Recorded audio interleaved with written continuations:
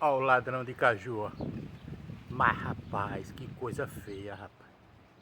Você roubando meus caju. Tá vendo aí, galera? Todo dia é isso. Eles invadem aqui o quintal, ó.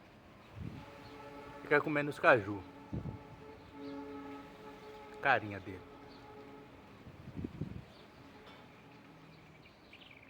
Aí é assim, galera. Eu sempre tiro os meus aqui, né?